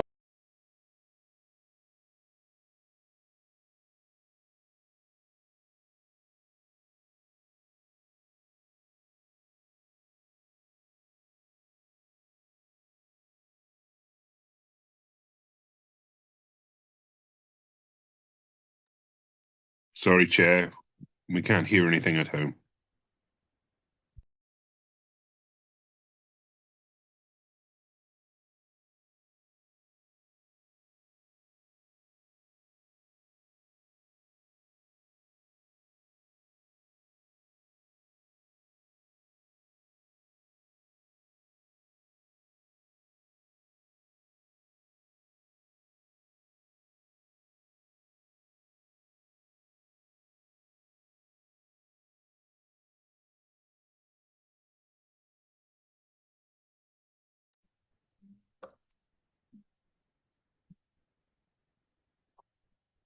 Can you hear us now? Yes, Chair, we can. Perfect. Thank you, Councillor Carl. Apologies, the gremlins are really having this moment. I think we'll start at the beginning, please. I'll just move on to slide 2 because we've all seen slide 1 for quite some time. The yellow star indicates the location plan for the proposed development. The development is within a field and has planning consent already for 2 holiday units at the site, along with an access track, drainage field, treatment plant, and a bund with a hedgerow atop to help mitigate potential privacy issues. This was previously approved under planning reference 251443-full. The closest neighbouring dwellings are located approximately 92 metres from the previously approved bund, which will be 1 metre high with a hedgerow atop, which is to grow to 1.5 metres high. This will be illustrated on the next slide. The closest proposed building to a dwelling is located approximately 100 metres. The site location plan on the slide illustrates the site boundary along with the siting of the 2 additional units and the games room. The additional 2 units can be seen with a green grass area bordering the units, along with the games room to the south of these with a red boundary. A small extension to the access track and an extension to the drainage field can also be seen illustrated on the plans. The proposed block plan gives greater detail to that of the previous plan, and we can see the additional units have been numbered 3 and 4. The games room has also been labelled. From this image, we can see further planting has been proposed in addition to the planting proposed under the previous application. Biodiversity enhancements have been received in the form of 3 bird boxes, which are to be installed on nearby trees, and the proposed planting will see the planting of approximately 50 metres of hedgerows and the planting of 6 trees. The planting can be seen around units 3 and 4 of the new development and on the boundary of the site to the southeast. The proposed new holiday units are to be single-storey and each containing a single bedroom, a bathroom and a living kitchen area. The units are to comprise of brown cladding for the external walls with a dark grey roof. The units are to match that of the previously approved holiday units in terms of their design and their scale. The proposed new games room is to also be single-storey and will consist of 3 rooms, a storeroom, a service room and a games room. The external materials proposed will see the use of boarding for the walls and profile sheeting for the roof, along with solar PV panels. So moving on to site photos now. This slide is an image of the entrance of the site taken from the B4518, which runs through Ptlrw. This is an image taken looking northwest from the B4518. The entrance to the site can be seen on the right-hand side just after this brick wall. Images were received from St Harmon Community Council on Monday the 6th of July due to a number of vehicles being parked near the entrance to the site. As there was no double yellow lines where the vehicles are parked, and as the vehicles were parked in front of neighbouring dwellings, it is considered these images do not warrant further consultation with PCC Highways. PCC Highways have been consulted on the previous approval along with the current application. The Highways team have raised no objections to the proposed development at the site and have raised no objections subject to the inclusion of their recommended conditions. This slide is in the opposite direction to the previous image, with the entrance visible on the left-hand side just after the hedgerow.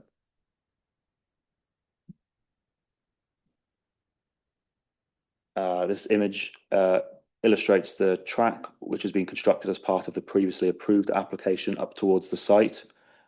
Here we can see the track follows the tree line along the right-hand side, and the track appears to be on a steady incline before a steeper incline near the top. This was taken at the top of that incline, looking back towards the access gate and the B4518. This image shows the location of the development site and the end of the access track. We can see the vast majority of the site is still grassland and is flanked by mature hedgerow to the right-hand side and trees to the far side. So the closer image now of the far side of the development, where the proposed new units along with the previously approved Unit 1 would roughly be located.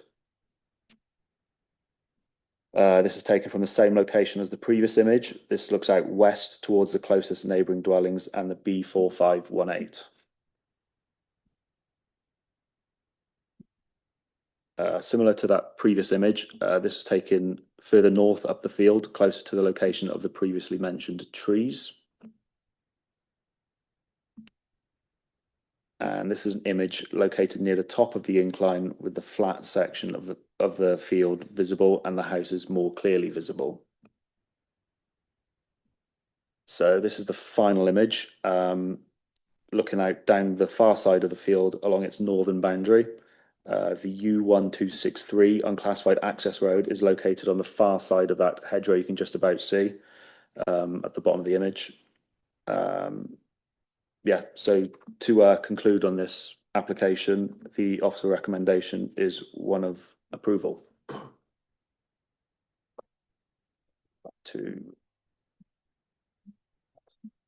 Thank you, Aled. Members, who wishes to kick us off? Councillor Gareth, please. Yeah, thank you, Aled, for your presentation. Can I just ask a couple of questions? I assume the rest of the field is in the ownership of the applicant. Do you know if they've got any other land surrounding that or not? To my knowledge, it's just that field at present. Yeah. The only reason why I raised that because the community councils raised the issue around dogs and wiring sheep, blah blah blah. The original application was for pods 1 and 2. They've not been on place yet. in the community council's submission as well, they said that their location has been moved. Do we know by how many meters, or is it significant, or is it marginal? From reviewing what they said, if it has moved at all, it would be considered de minimis. I can't see for myself that they've actually been moved. If they have been moved, it's marginal. Okay. Thank you for that. I'm happy to move that we approve officer recommendation when you're ready, Chair. Thank you, Councillor Gara. Councillor David Selby, please. You're on mute, Councillor Selby. Sorry, first time of the day. All I'm raising is the issue of seconding, which I'm happy to do. Thank you. Thank you. Councillor Selby seconded it. Any further indications of wishing to speak? No. In that case, it's been proposed and seconded. So, Jade, are you happy, please, to put the vote? There it is, members.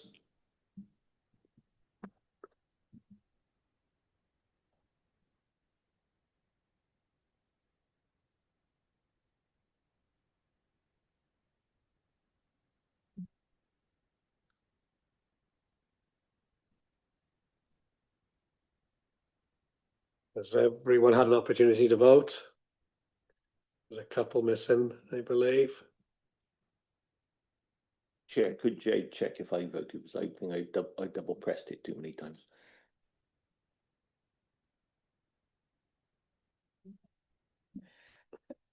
We both voted.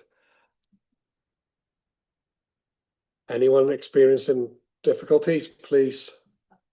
Yep, they're all in. Close the vote, please. Jade, over to you. We have 8 votes for, 0 against and 0 abstentions. Thank you very much. Application P 260209/FUL approved as per officer recommendation. Thank you very much, Aled and everyone. Moving on to our next and final application before us this morning. Offansdyke Park in Buttington. Richard, I believe you're taking us through this. Time's yours when you're ready. Thank you. Thank you, Chair. Good morning, everybody. As mentioned, the application before you today is the erection of a 4-storey building in relation to Headquarters Research and Development Centre, including substation, new access and associated works for Infotech drives. The application is located on Unit C of Offansdyke Business Park, which is located approximately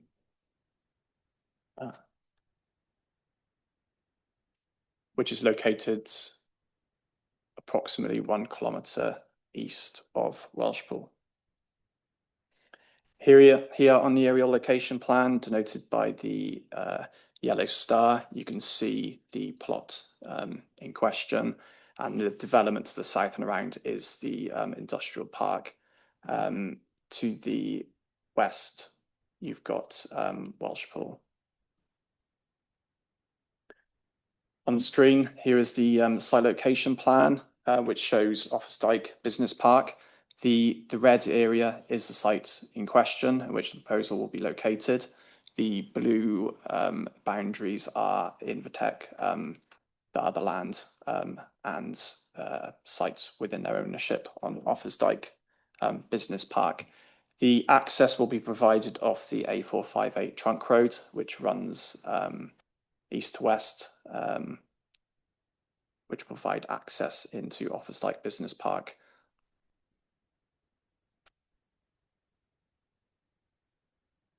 The plan before you shows the LDP employment allocation, so you can see all of Offansdyke Business Park located within the allocation. The proposal is for a commercial development in relation to Infotech drives and their headquarter.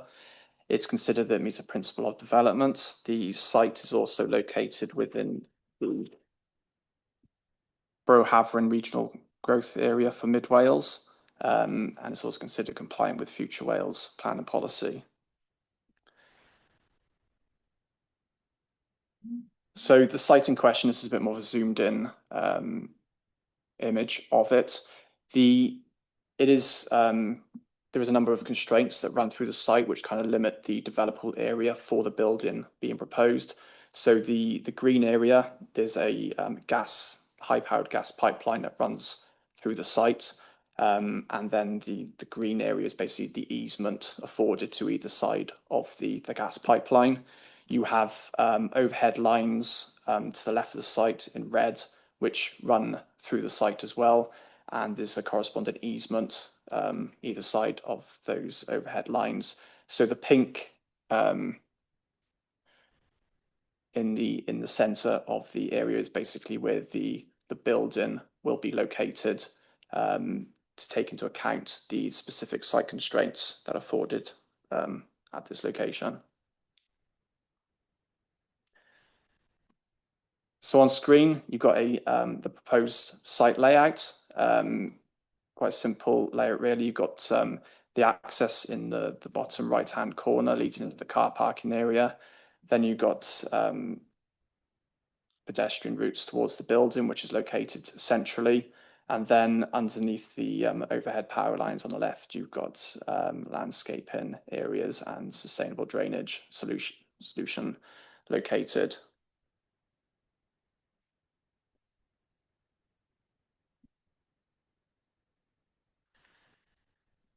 On screen, you've got elevational drawings of the proposed building. I do have visuals as well, which may help to give a bit more of a visual idea of how it will look. So it's a commercial building, research headquarters for the Infotech drives. It'll be approximately 4,000 square meters of floor space over 4 stories.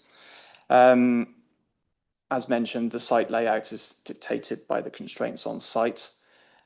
The materials proposed will be glazing, rain cladding, slate, green walls. So there'll be a variety of materials being proposed for the finishes.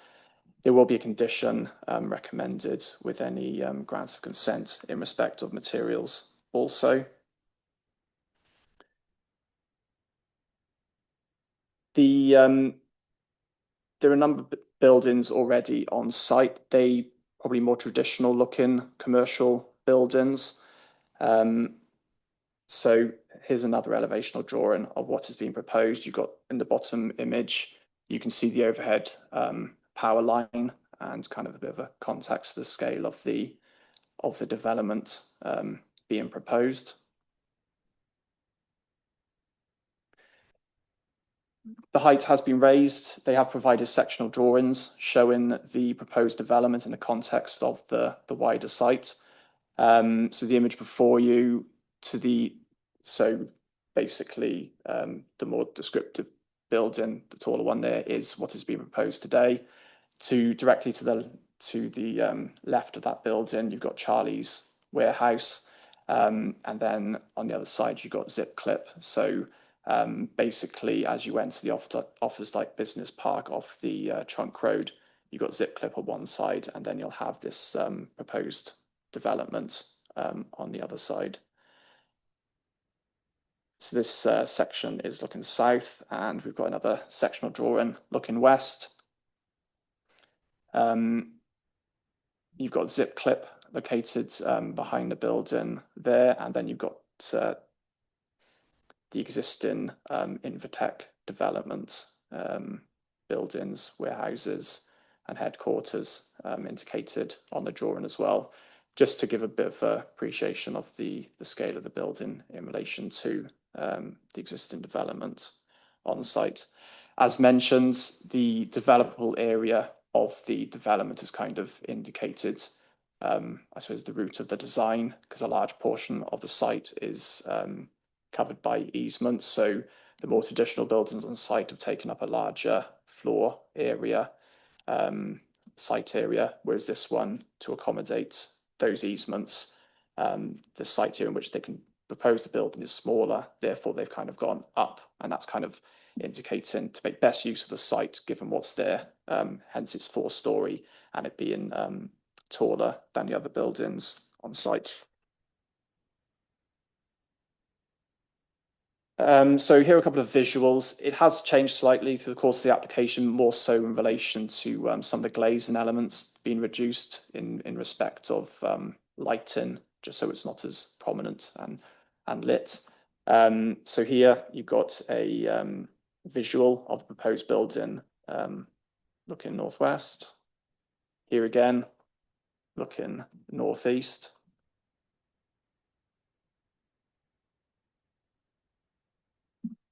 And again, looking east. So you can see it's quite a modern, different design to what's on site with the more traditional looking industrial buildings. It is a research headquarters for the proposed developments, and that kind of, I suppose, indicates the design route that they've taken to try and promote the developments. It's used modern materials within the design of it. It's acknowledged that it is a tall building, but mentioned the site constraints. It will be seen in the context of the wider Office Dyke Business Park and employment site. You have got Welshpool located approximately a kilometre to the west as well. This is located in the Ptlrw community, but you've got Welshpool approximately a kilometre to the west also. It's been supported by noise assessments, so it's not going to generate any noise adversely in respect of neighbouring business or properties. As I mentioned, the glazing elements have been reduced from this visual, just to incorporate a bit more cladding, just to stop any internal illumination as well of the building, and they have provided just details on how it would operate. The access is provided onto the trunk road. Welsh Government have been consulted on it. They've given no holding direction or anything in respect of access. They've got parking provision provided, and Invitec also operates a large car park on site as well. As mentioned, there's no objections from the highway or Welsh Government in respect to the site. In respect of ecology, no objection has been raised from ecology or NRW. There is landscaping, biodiversity and green infrastructure being proposed. Just to shore up the level of detail for the proposal, we have asked for a LEMP condition, which is a landscape and ecological management plan condition to be attached to the scheme. And there will also be the standard external lighting for wildlife sensitivity added there. So any external lighting will require a discharge of condition process as well. Drainage, there is a private foul drainage system operated by Welsh Government on site, which is currently being upgraded. The proposal is seeking to utilise a septic tank cesspit solution whilst that upgrade is taking place. Through consultation with NRW and Environmental Protection, that hasn't been objected to. It's understood that Welsh Government are currently in the process of doing the upgrade works, and that'll be completed very shortly. There will be there's a couple of conditions being recommended as well, which would just ensure that that solution is switched over to the main solution when it is operational, just to ensure that the septic tank route isn't continued. So these visuals, so now just a couple of the existing site photos. They have provided levels of the site as well on the elevational drawings, so you can see the site levels in which will be proposed. There is a mound area within the site which will be cut into to a degree to accommodate the building, and that's kind of where it will be located. So this is, I've got a back to the trunk road entrance, and this is like looking into Office Dyke Business Park. Large building on the left is Charlie's warehouse. As you see the overhead line, that'll be where the SUDS landscaping will be, and then the hump in the ground is where the proposed building will be more or less located. Again, this is back to Trunk Road looking. You've got Charlie's there on the left. You've got the Invitec buildings more or less directly in front of you below the overhead lines. Again, within the sites, you've got the car park on the right, and basically with a larger tree as central of the photo, that's where the proposed building will be located, and you can see the route of the overhead lines also. It's a more similar photo, just further within the site. So this is looking westwards on the A458 trunk road, looking down towards the site. So you've got the Charlie's warehouse there. More or less in the centre of the photo is where the Invitec proposal will be located. This is the B483 looking northwards. So there's a B road that runs through Officers Dyke Business Parks. This is looking northwards to the development. I think just to the right of the oak tree in the middle of the photo, you can just start to see the tops of some of the existing commercial buildings on Invitec. Oh, sorry, on the Officers Dyke Business Park. It is acknowledged the building is tall and it's taller than the others, but given the specific site constraints that have been demonstrated, and it's been designed appropriately to take into account those site constraints, and it's led to a 4-story design. There is conditions in respect of lighting, as mentioned. The ecology conditions will also be secured, as long as along with the foul drainage conditions.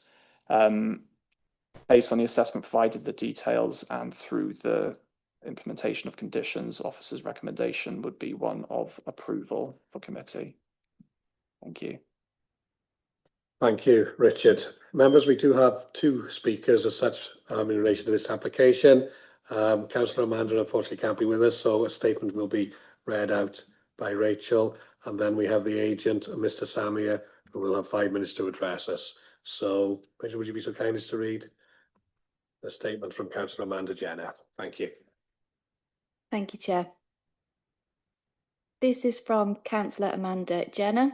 As the local member, I am aware that the Community Council has concerns about the height of the development.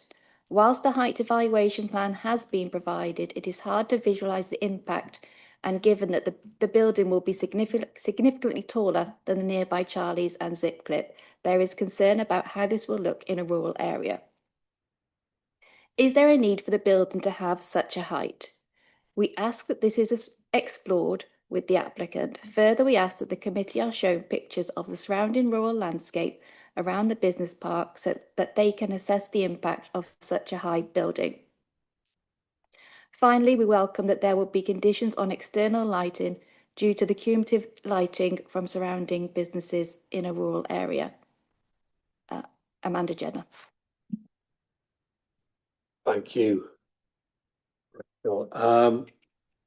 The agent, is the agent online? Can you hear me, Mr. Samir? I can hear you. Perfect. You have 5 minutes to address the committee, and time's yours when you're Was ready. it 8 minutes? Sorry. Sorry? I was told it was 8 minutes for myself. It's 5 minutes, I believe. It's sorry, my apologies. It's got written down here 5. My apologies. You have 8 minutes. I may only take 5 minutes, by the way. I'm just giving myself a window. Thank you. Good afternoon, Chair, members. Thank you for the opportunity to speak and to support this application. The proposal before you is for a new research and development headquarters for Invitec Drives. Our brief was to create a flagship facility for a long-standing local employer, a building that would reflect the quality and ambitions of the business while remaining appropriate to its settings. So that was our statement. This is an important site. It has a potential to form a positive gateway into both the town, Mid Wales, and the business park. Our aim was to not be to produce an anonymous building, but a well-considered, high-quality employment building that helped present Welshpool as a place where innovative business can grow and investment, and not just a coffee stop.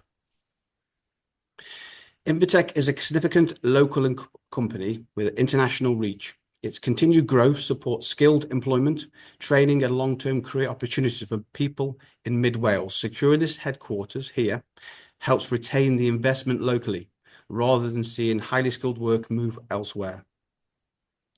The site, to begin with, is highly constrained, as already discussed. The development area is limited. Existing infrastructure, including the high-pressure gas main to the east, foul drainage to the south, and overhead power lines to the west. Those constraints largely reduce the available footprint. The additional height should therefore be understood in context. It is not height for its own sake, but a practical response to a restricted site and specific operational needs. The design has been carefully broken down into 3 distinct forms. The 2 outer workspaces are separated by a central light core, which brings daylight through the building and supports a better working environment supported by the WELL principles. The sloping roofs further reduce the perceived scale of the building, while also creating an opportunity for sustained technology, including PV panels. Plant has been designed into the roof forms and screened within the external plant areas, so this does not become a visual dominant feature. Landscaping and treatment of the building edges are also intended to help develop site comfortably within the established business park context. Although the building is described as a 4-story, the lower level is set into the landscape. Because of the site's topography, the principal entrance is at upper ground, which, for example, sits slightly lower than the neighbouring Charlie's site, which in itself is a 3-story building. In particular terms, the scale should be read against the substantial commercial buildings already present in the business park rather than isolation. So that would state that our building is not specifically higher than everywhere else. It would only top slightly. Lighting has also been strongly considered and in line with companies' working hours between 8:30 and 5 p.m. Any out-of-hour lighting will be limited to low-level security and wayfinding lighting. The car park itself on the new site is a small addition to the existing main car park that Invitec Drives already has. This will be lit using the same control downward-facing low-level light fittings to minimize impact on neighboring sites and properties. The proposal is for a much-needed research and development headquarters on an allocated site, fundamentally complying with the policy E1 of the LDP, and sits within the Bro-Havering Group growth area, designed with the Future Wales National Plan 2040. The principle of commercial development is supported. Providing in its operating scale and sustainable location, contributing positively to the vitality and viability of the settlement and to retrieve the adjacent commercial properties within the business park and also of the substantial scale. Supporting this development helps secure the next phase of investment from Sumitomo and Invitec Drives into Welshpool. Like any international business, future funding must be directed to locations where growth can be delivered with confidence and certainty. Approval of this proposal will give the confidence and help retain investment, skilled employment, and long-term growth within Welshpool. If the confidence cannot be secured, there is a real risk that the investment could be redirected to potential European applicants, which would be detrimental not only to business, also to the town and wider Mid Wales economy. In closing, this proposal would deliver high-quality employment, delivered development in a designated growth location. It supports local economy's objectives, provides a bespoke workplace for a growing local employer, and incorporates design, landscaping, lighting, substitute measures to respond to its setting. For those reasons, we respectfully ask members to support the offer recommendation of approval. Thank you. Thank you, Mr. Samir. That concludes our speakers. Members, it's over to you. I see some hands already. I'll take Councillor Carl first, then Councillor Gareth, and then Councillor Selby, please. Councillor Carl Lewis. Thank you, Chair, and thank you, Richard, for your report. Whilst I support this application, I just want to ask a few questions around the neighbouring businesses, such as Charlie's and Zip Clip, which have been mentioned. Has there been any correspondence from those companies about the scale of the building in regards to height and overbearingness, maybe onto their business at all? Thank you, Councillor. No, there's been no public comments raised on this application. Okay. The site notice was displayed. As mentioned, it has been supported by an acoustic assessment also, which has been reviewed by EP, and there's no objection raised to it, so it's not considered that it would have any impact on the neighbouring commercial uses already on site. Okay. Could you tell me what is the nearest or closest residential dwelling to the Office Dyke Business Park, please?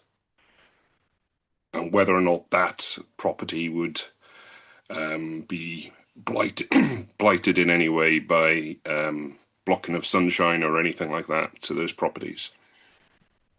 So I think the closest property is it's directly adjacent to the wider Office Dyke Business Park to the west of it.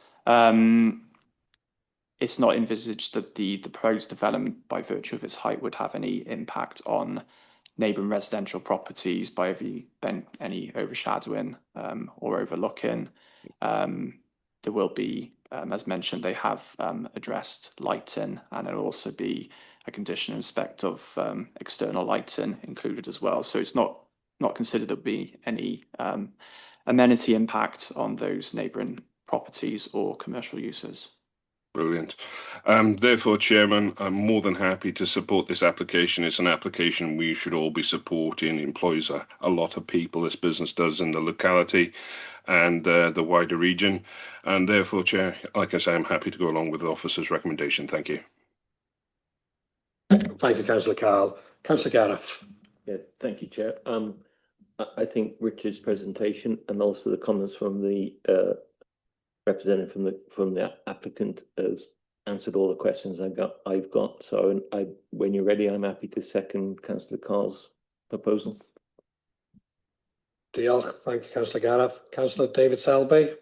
Just to add my words to the support, it's good to see a new, modern-looking design that, in my view, suits the site brilliantly and provides a suitable entry into Welshpool as a unique building. So I'm happy to support. Thank you, Councillor Selby. Echoing the thoughts of a few of us here with our heads nodding. Anybody else wishing to comment? No. In that case, it has been proposed and seconded. So, Jane, there you go. As efficient as always, it's in your chat box now. Please vote away.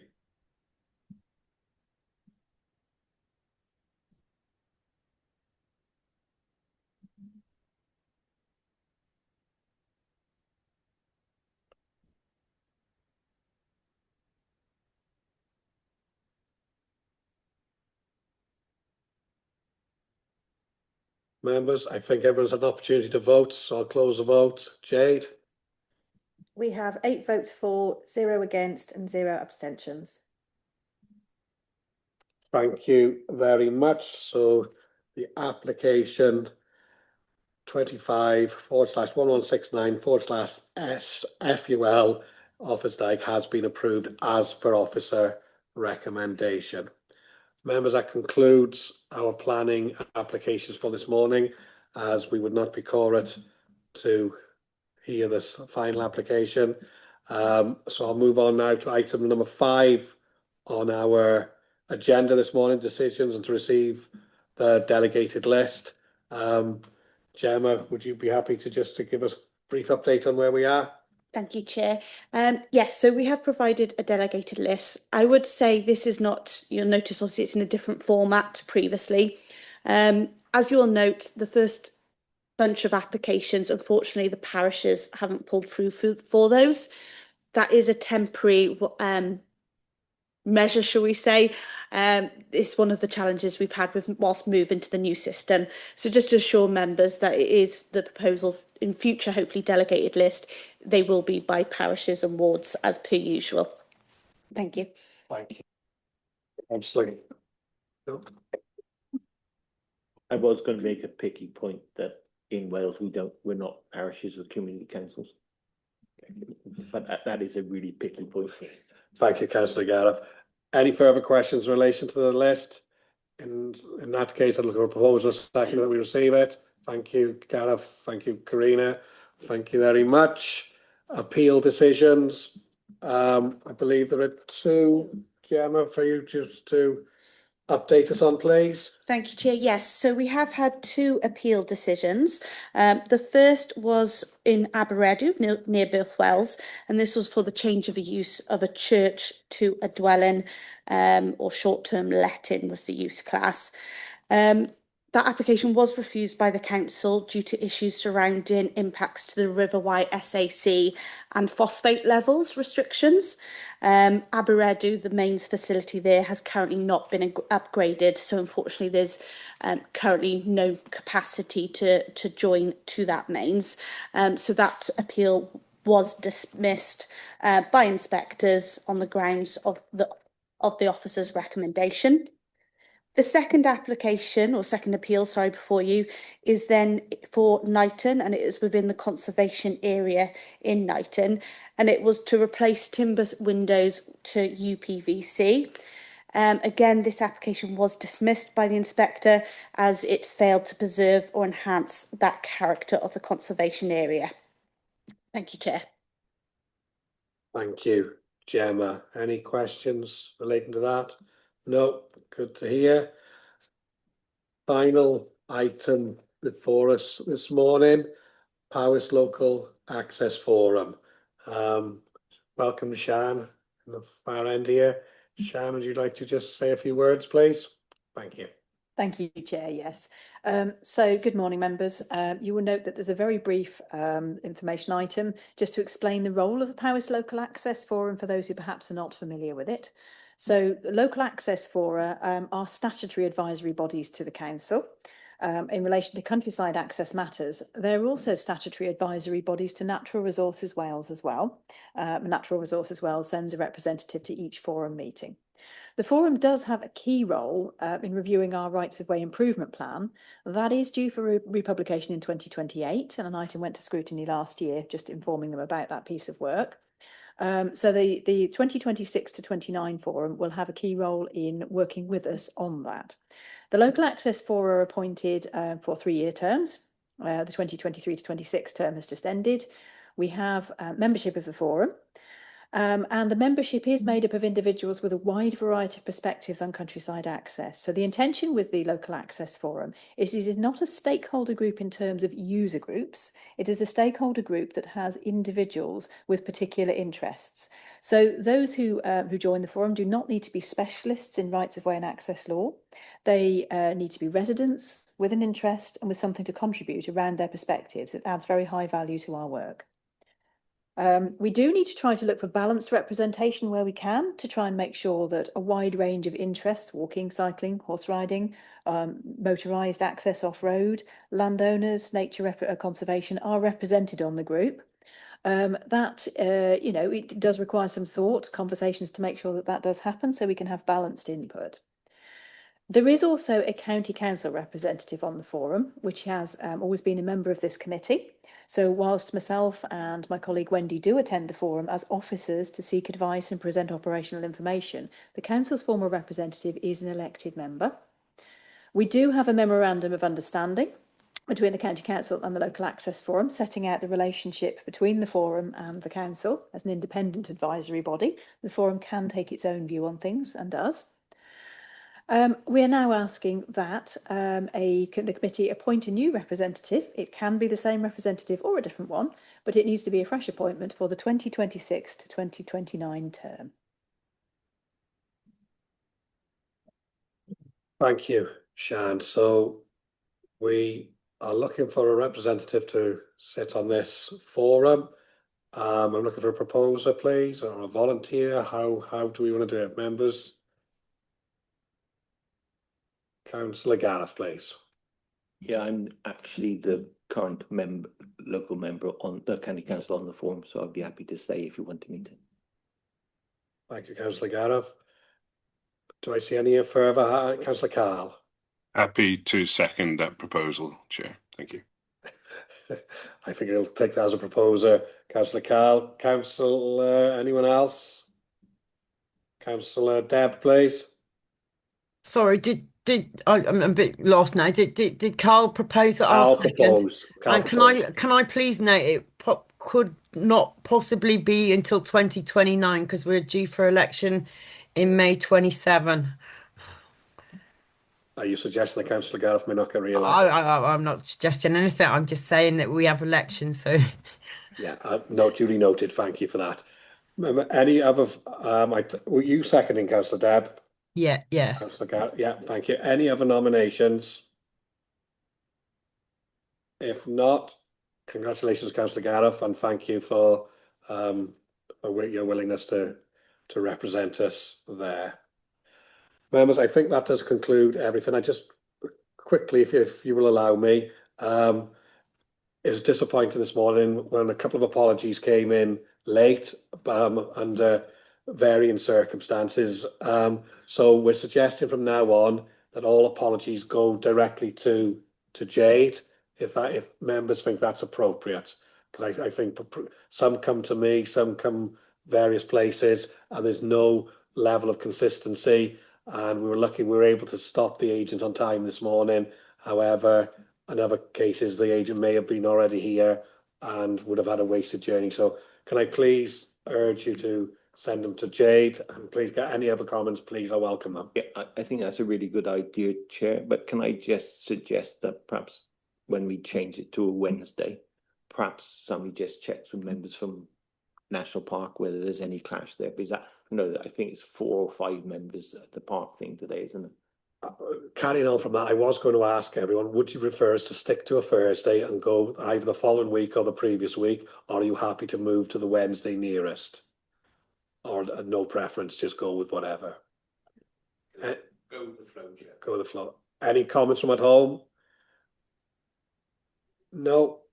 In that case, all apologies there, and we understand things happen at last minute, but things can't be helped always. Members, diolch yn fawr iawn. Thank you for your attendance today. So I'll close the meeting at 12:20.